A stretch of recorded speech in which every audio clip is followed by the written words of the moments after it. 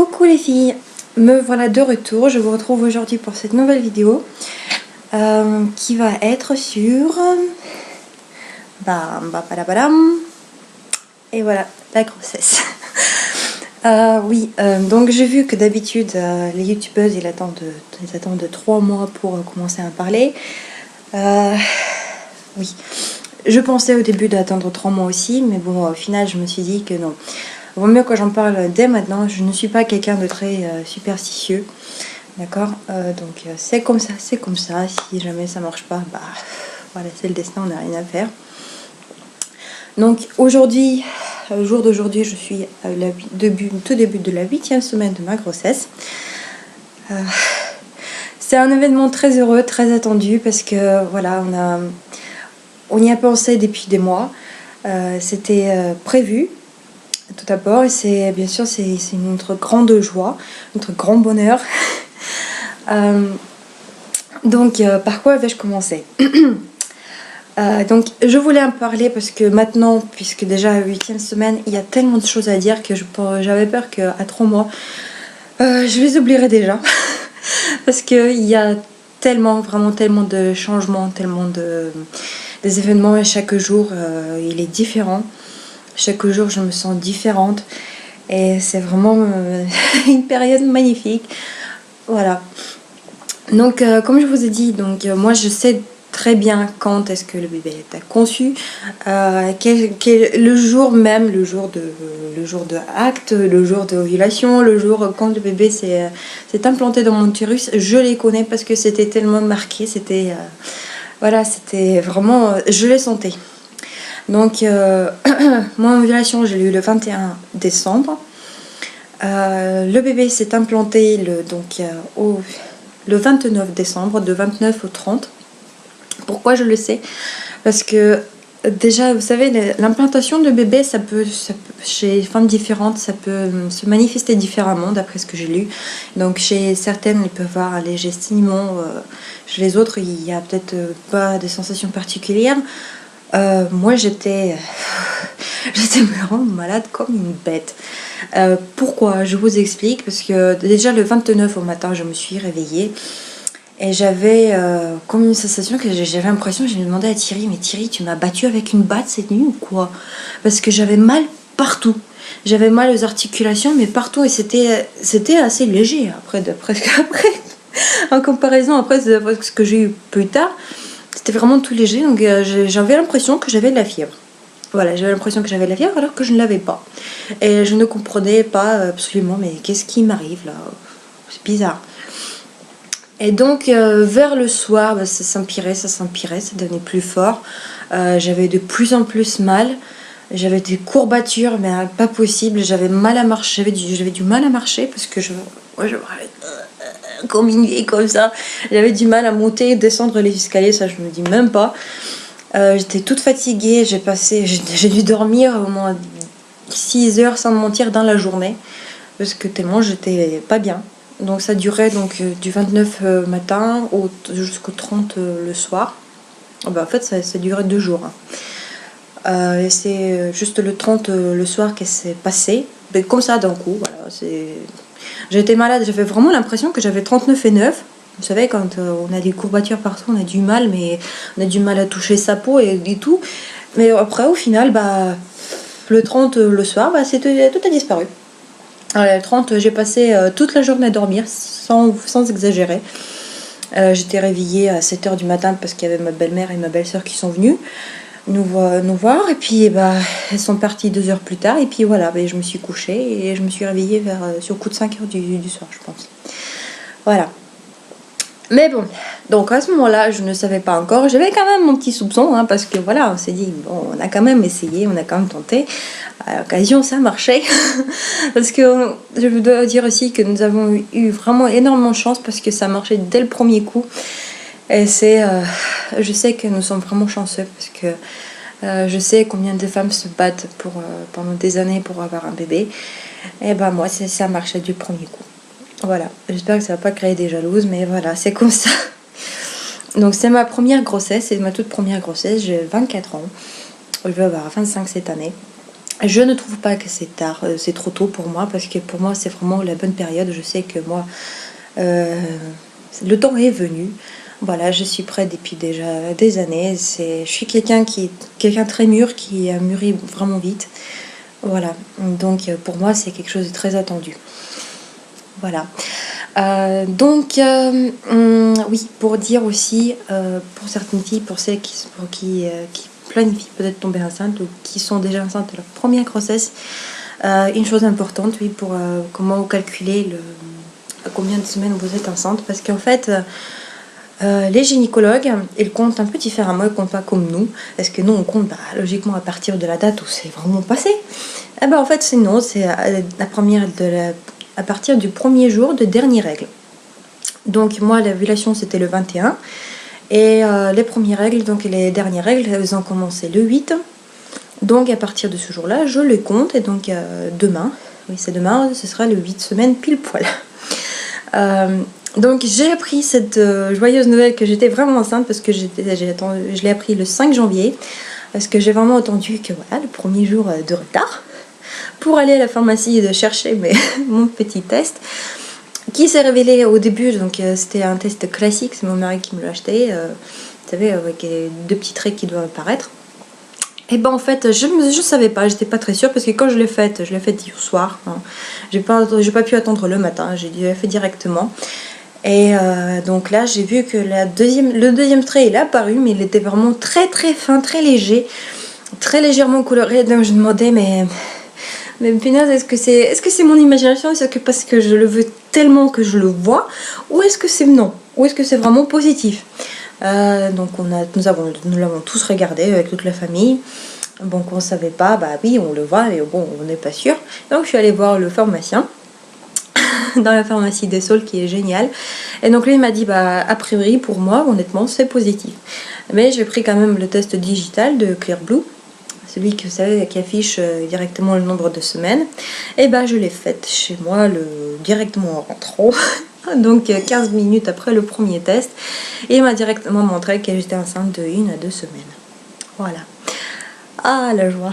Donc le lendemain bah, je suis allée chercher mes petites vitamines que je bois toujours. D'ailleurs je voudrais vous les montrer. Je dis pas que c'est les meilleurs, hein. Je dis pas que c'est de ce qu'il y a du mieux de chez mieux, mais c'est ce que mon pharmacien m'a conseillé, parce que je lui fais confiance. Donc c'est Gestarel G3, grossesse, préconception grossesse. Donc il y a acide folique, iode, fer, oméga 3 plus 10 vitamines et minéraux. Et il y a 90 capsules, donc c'est prévu pour 3 mois. Donc ici c'est la boîte promo, donc 3 mois dont 1 mois offert.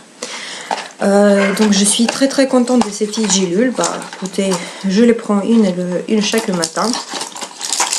Donc il me reste 3 plaquettes entières et puis il y a 2 une qui est complètement finie, il y a 2 qui sont complètement finies. Donc c'est les petites gélules qui se présentent comme ça, les petites gélules roses. Bah, honnêtement moi je suis très très contente. Voilà, rien de négatif, que du positif. Ma prise de sang que j'ai faite donc aux 5e semaine de grossesse, donc soit après 2 semaines déjà de prise de ces vitamines, bah, elle m'a révélé que tout était en norme. Voilà, il n'y avait rien qui manquait. Donc voilà. Donc si jamais vous planifiez, parce que c'est déjà pour la préconception, puisqu'il y a du acide folique, parce que si vous planifiez de faire un bébé, donc vaut mieux prendre de l'acide folique en avance. Et bien évidemment pendant toute la durée de grossesse, parce que c'est indispensable pour vous et pour le bébé. Donc voilà. Ensuite, donc comment je me sentais? Parce que déjà avant de faire le test le 5 janvier, j'avais quand même de mes petits doutes. Je n'avais pas vraiment directement mal au sein jusqu'au 5 janvier. Hein, mais j'avais envie de dormir. Je dormais comme j'étais vraiment une marmotte. Bah, je suis toujours d'ailleurs une marmotte parce que je n'arrête pas de dormir. J'ai tout le temps envie de dormir. Je suis tout le temps fatiguée alors que je ne fais pas grand chose. Heureusement que j'ai de la chance de possibilité de ne pas travailler. Parce que sinon, honnêtement, je ne sais pas ce que j'aurais fait. Parce que déjà à 8 semaines, je suis déjà comme une petite vieille. Parce que je dors tout le temps, j'ai mal partout. Mais bon, ça on verra après. Donc j'avais envie de dormir, je dormais tout le temps. Et je me demandais, Oh, je pense que ça marchait. Et bon, en fait, oui. Et donc ça continue toujours, comme je vous ai dit, j'ai toujours envie de dormir presque tout le temps. Les grands symptômes, ils ont commencé donc à partir du 5 janvier, donc c'était déjà la quatrième semaine. La quatrième semaine de grossesse. Donc c'est là que j'ai pris des seins. Et je me suis pas ratée, disons. Hein. J'ai directement pris une taille. Je suis passée de 95C à 95D, voire 100D, parce que les deux me vont bien. Hein.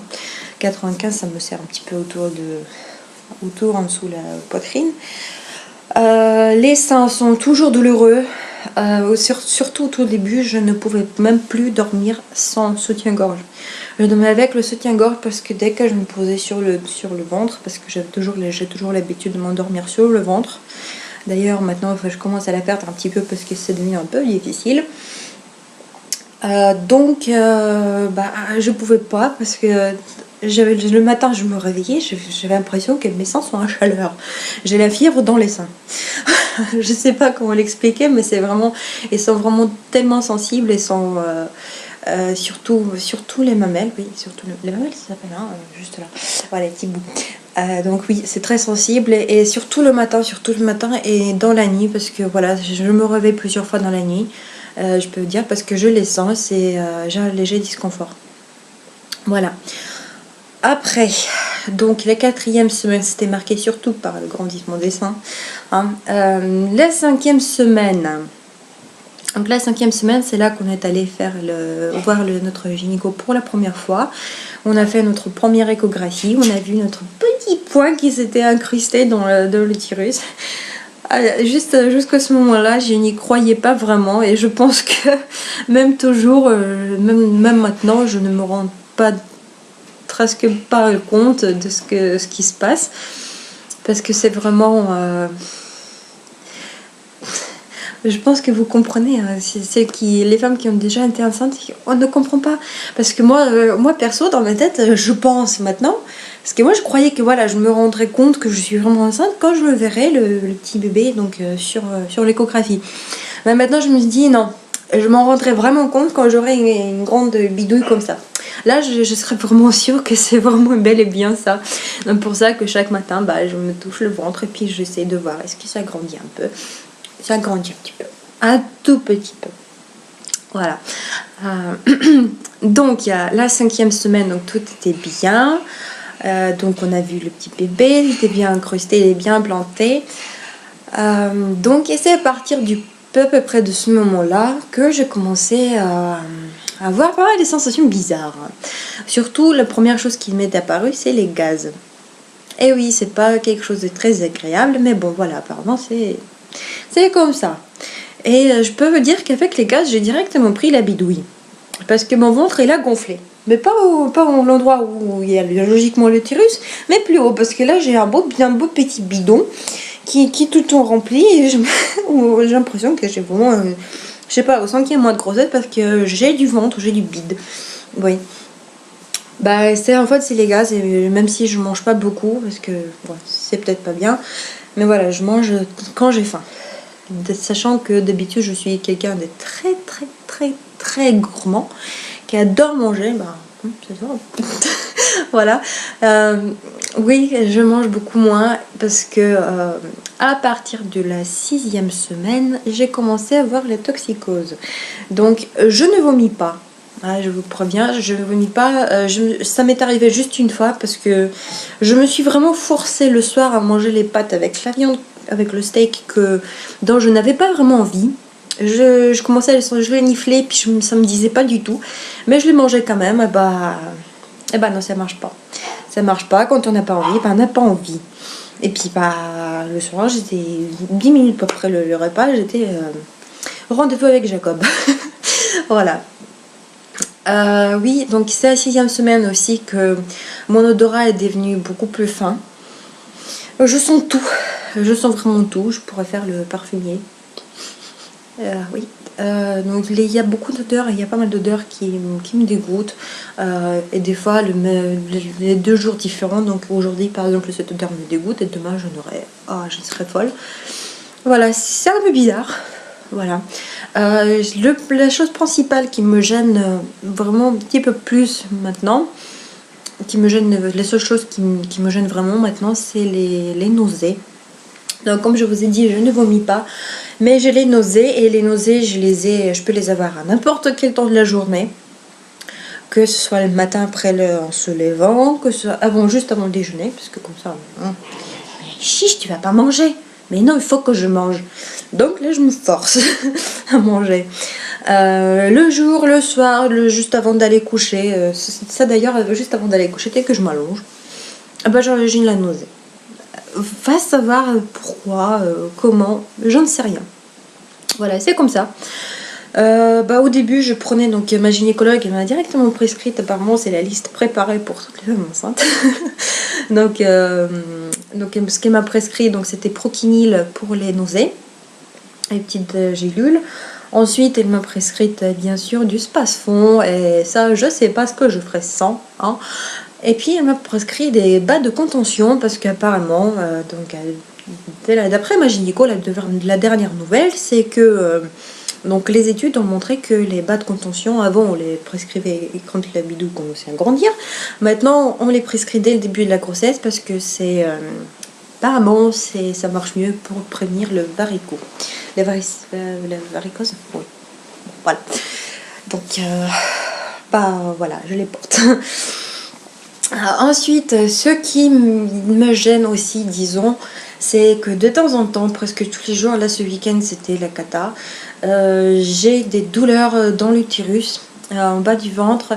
Des fois j'ai un peu du mal à distinguer si c'est vraiment l'utérus ou si c'est mes gaz tout simplement. Parce que voilà, ça fait tellement de boum boum boum. Des fois l'utérus, apparemment c'est normal aussi parce que l'utérus il grandit, il n'a pas l'habitude qu'il y a un petit étranger dedans. Donc l'utérus il grandit, il s'habitue, et c'est exactement ça qui provoque des douleurs. Donc il y a des fois, même maintenant j'ai une petite légère douleur, c'est même pas une douleur, c'est comme une sensation, vous savez, juste avant les règles, quand vous sentez que c'est tout lourd en bas. En fait c'est ça. Des fois ça tire un peu sur le côté droit ou sur le côté gauche. Moi c'est plutôt sur le côté droit, et je pense que ça va. Pourquoi? Parce que ma gynécologue m'a dit que en fait l'ovule qui avait le petit bébé est sorti du côté droit, donc de l'ovaire droit. Donc peut-être c'est pour ça, je ne sais pas. Honnêtement je ne sais pas.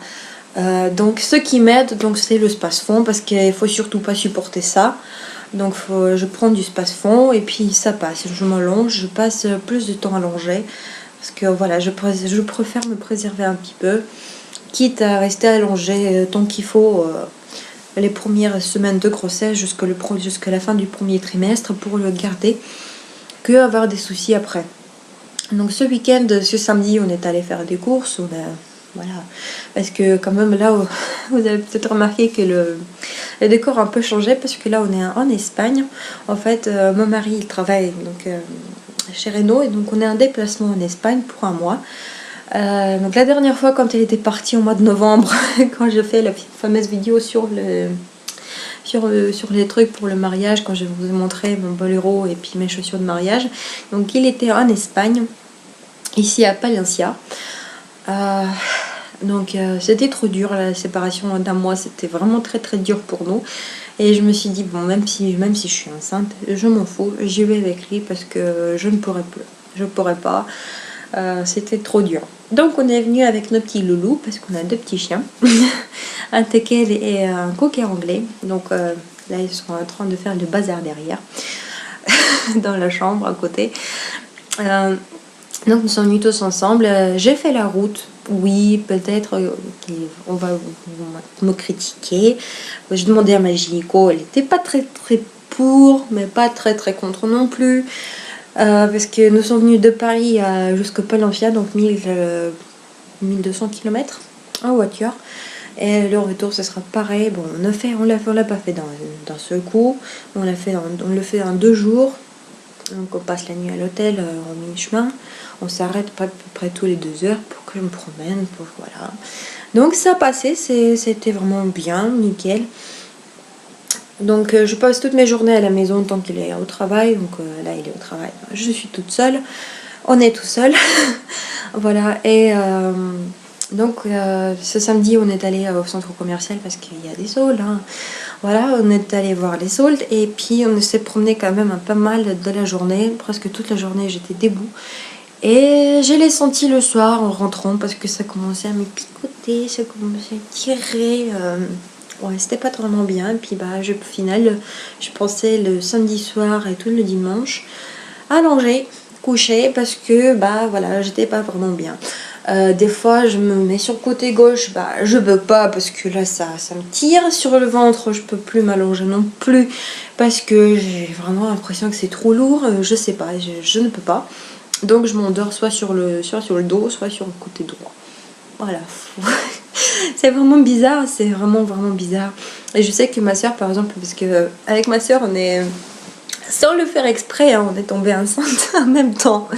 Ma soeur est avec un mois d'avance et moi avec un mois de retard. Donc voilà, on a 5 semaines d'écart, pile poil. C'est vraiment cool parce que pour nous deux, c'est la première grossesse. Donc ma soeur, elle a 35 ans, moi j'en ai 22, j'en ai bientôt 25. Donc pour toutes les deux c'est la première grossesse. Donc ma mère elle est folle de joie parce que elle dit mais je m'attendais plus à avoir des petits enfants et puis là d'un coup waouh, c'est vraiment le bonheur. Donc pourvu que tout se passe bien, pourvu que tout se passe vraiment très bien et puis que tout se passe comme prévu. Pour le sexe de bébé, j'ai une préférence. Oui, je sais que c'est pas bien, ma soeur n'arrête pas de me dire, ma mère n'arrête pas de me dire, mais faut pas dire ça, que tu veux que juste la fille, parce que voilà, c'est le cadeau de Dieu, c'est vraiment... faut vraiment être contente que c'est arrivé, que le principal c'est que le bébé soit en bonne santé. Oui, bien sûr, je le sais, mais j'ai quand même la préférence pour la fille, parce que j'espère vraiment que c'est une fille, parce que mon mari et moi, mon mari, il a déjà des enfants du premier mariage. Et donc, je pense que ça va être le seul bébé qu'on va avoir. Parce que il y a déjà pas mal. Et puis, on n'est pas les gens les plus riches du monde. Disons, donc on n'a pas vraiment les moyens de lever 7 ou 8 enfants. Ouais, parce qu'il y en a déjà 5. Donc, je pense que ça va être la seule. Et donc, moi, je veux vraiment que ce soit une fille. Vraiment que ce soit une fille. Donc nous, ce qu'on a fait de notre côté, on a essayé de le faire donc 2 jours avant l'ovulation, comme le conseillent les médecins, parce que il y a la théorie comme quoi les spermatozoïdes des garçons, ils sont plus rapides, mais ils sont moins vivaces. Oui, ils survivent moins bien, tandis que les spermatozoïdes filles, ils sont plus lents, ils sont plus lents, mais beaucoup plus vivaces. Donc on a fait 2 jours avant l'ovulation, donc on espère vraiment que c'est une fille, mais bon, on va voir, voilà. Bon, il n'y a rien à dire. Donc les filles, pour l'instant, je pense que je vous ai dit à peu près tout, quoique non, il y a aussi, il y a aussi quelques points que je devrais peut-être vous dire. Donc pour moi personnellement, j'ai la peau grasse de l'origine, et toute mon adolescence, mon plus grand problème c'était les acnés, et je dois vous dire que depuis 3 semaines ils sont revenus. Je me rappelle de mes beaux temps de mes 14 ans quand j'avais plein d'acné partout.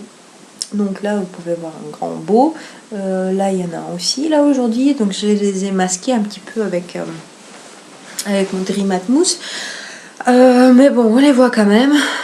C'est comme ça. En plus, j'ai pas mal de boutons aussi sur la poitrine. Je sais pas si vous les voyez. Donc voilà, ça pousse aussi sur le dos. Bon, voilà, c'est comme ça.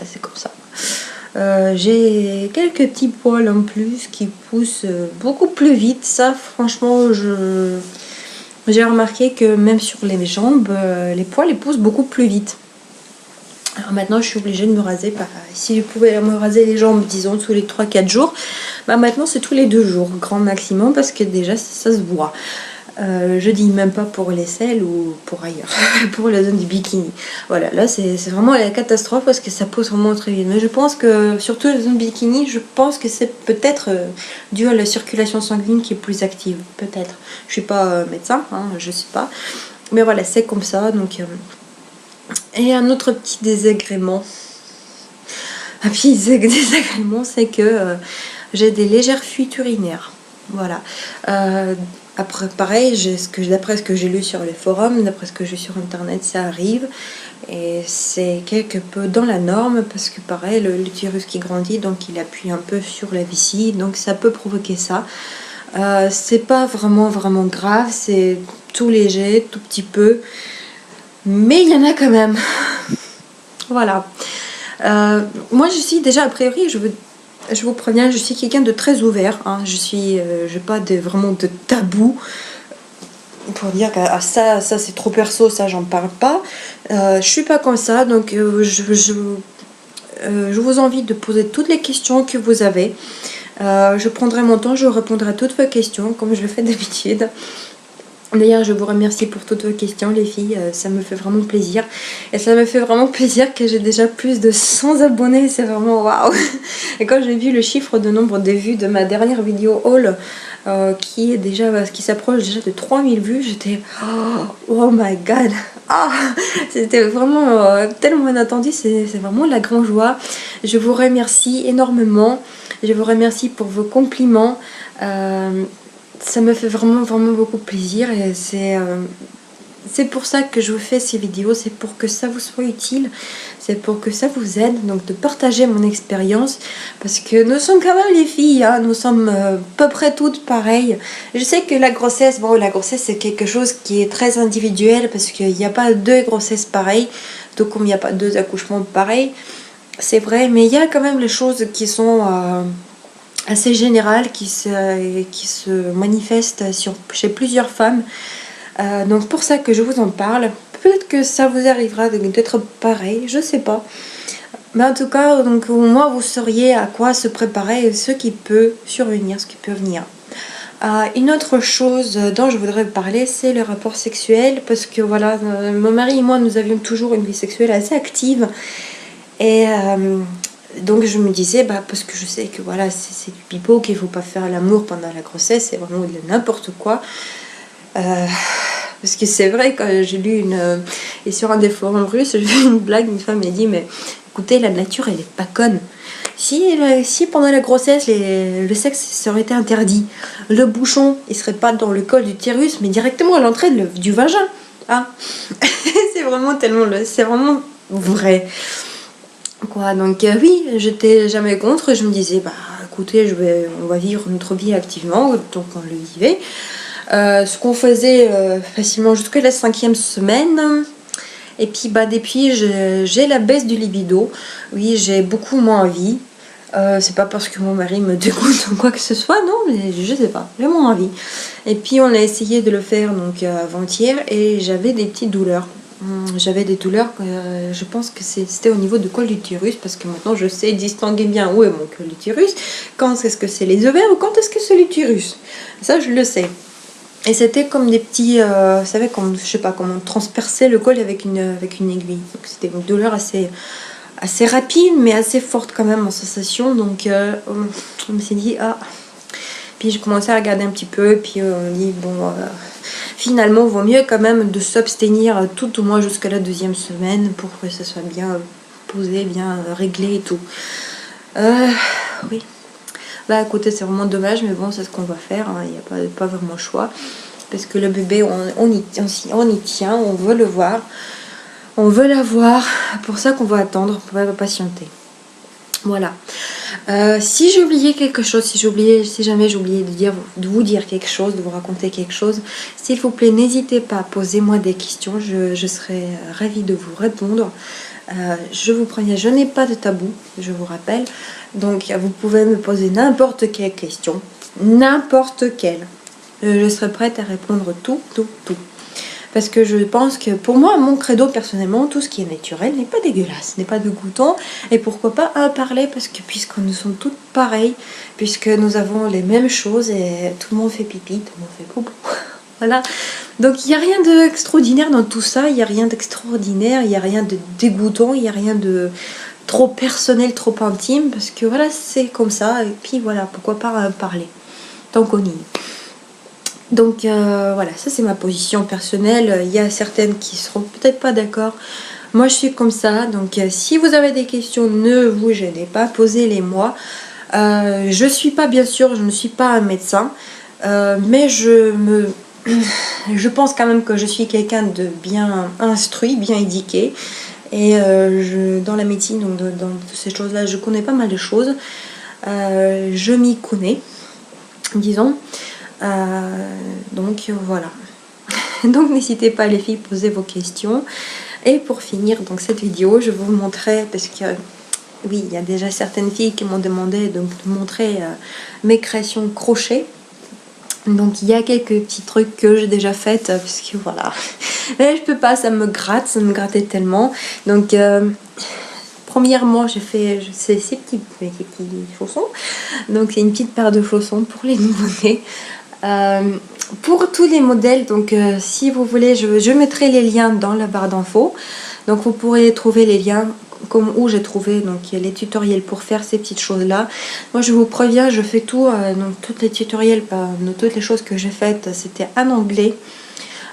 Honnêtement je préfère faire en anglais parce qu'il y a tellement de choses sympas qu'on trouve, il y a tellement des sites gratuits qu'on trouve, où on trouve énormément de choses très sympathiques. Et honnêtement la terminologie de crochet française, je ne la connais pas vraiment.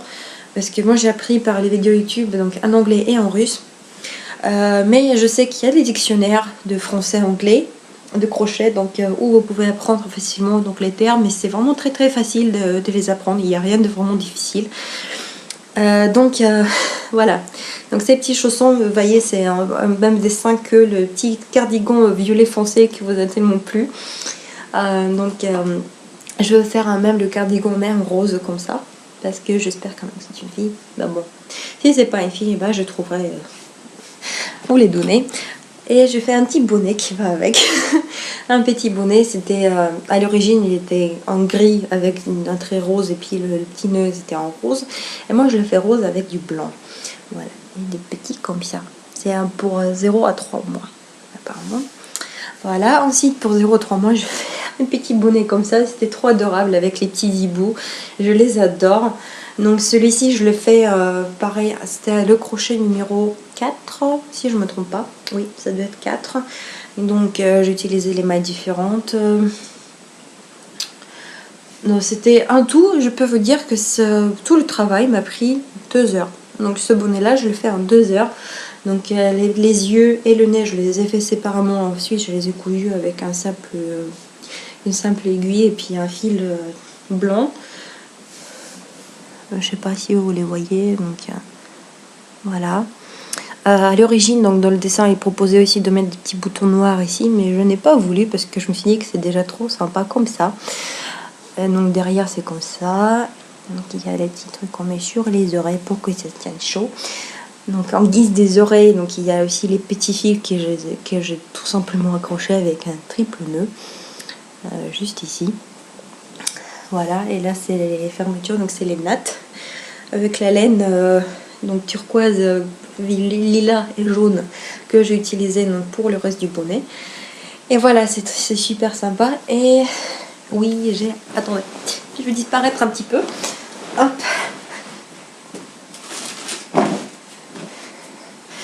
Parce qu'il y a un autre petit truc que j'ai fait et que je voulais vous montrer. Donc c'est un autre cardigan. Je l'ai fait cet été. Oui, je l'ai fait cet été. Pareil, c'est pour 3 mois, je pense. Donc voilà, c'est un petit cardigan qui est aussi turquoise, jaune et blanc. Voilà. Ici, je ne me suis pas encore décidée en fait sur la décoration que je vais faire. Est-ce que je vais faire un simple ruban en satin comme ça, ou est-ce que je vais mettre des petits boutons, puisque ici on peut les mettre facilement, puisque dans le dessin ça crée des petits trous, donc je peux mettre les petits boutons. Oui, je sais pas. Donc voilà. Peut-être que vous aurez une petite idée donc de ce que je pourrais faire, comment le décorer. Donc j'attends vos conseils. Comme d'habitude, toutes les infos, donc tous les liens seront dans les barres d'infos. Si jamais ces petits projets vous ont plu, voilà. Oui, une chose que j'ai oublié de dire, c'est que mon cœur il bat beaucoup plus vite. Et des fois j'ai du mal à respirer parce que tellement c'est rapide déjà que d'habitude mon cœur il bat vraiment vite. Je pense que vous l'avez peut-être entendu encore dans la dernière vidéo il y a un mois. Parce que j'avais déjà du mal à respirer. Oui. Ouais. C'est vraiment comme ça, mais bon. C'est le bonheur. C'est le bonheur. Bon, bah voilà. Je vous laisse les filles, parce que ça fait déjà 35 minutes que je cause. Je suis bavarde comme d'hab. Ah oui, je pensais faire le montrer dans la vidéo, mais comme c'est grossesse, donc je vais juste montrer vite fait. La crème que j'ai acheté contre les vergetures, je l'ai acheté ici en pharmacie espagnole, mais je pense que ça existe en France aussi, la Mustela. 9 mois, c'est la pharmacienne qui me l'a conseillé. Vergeture double action, hypoallergénique. Donc et ça spécifique grossesse, voilà. Donc il y a 2 boîtes en fait, ça se vendait par le lot de 2. Je les ai payés les 35 € je crois. Donc c'est 2 flacons de 250 ml et apparemment c'est prévu pour les 9 mois. Donc il faut les appliquer 2 fois par jour, le matin et le soir. Un petit peu amassant. Donc je les applique sur les seins, sur le ventre et sur les cuisses parce que j'ai déjà des vergetures là-haut. Je sais que j'ai les vergetures très facilement. Surtout je les ai prises il y a un an quand j'ai pris 15 kilos d'un coup, presque d'un coup.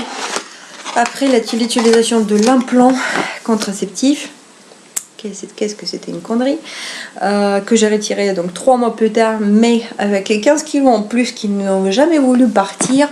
Donc pour ça que je suis assez corpulente là. Donc moi mon grand espoir aussi c'est que avec la grossesse, donc le niveau des hormones ça va se régler un petit peu et peut-être que ça va partir après. Je ne sais pas. Je ne sais pas, parce que ma gynéco elle aussi elle dit mais c'est pas vraiment normal, j'ai jamais vu ça. Et quelqu'un prenne 15 kilos dans l'espace de quand même 1 mois et demi avec l'implant. Bon. Voilà, une chose que ne pas répéter, que je ne ferai plus jamais. Je pense qu'après la grossesse, bah, je passerai au stérilet, et puis voilà. Donc voilà les filles, libre à vous donc de me poser toutes vos questions. Comme d'habitude, je me répète. Hein. Donc toutes vos questions sont de bienvenues. Merci d'avoir regardé ces vidéos, merci d'être avec moi. Hein, d'avoir été avec moi, voilà. Je me suis retrouvée, d'avoir été avec moi.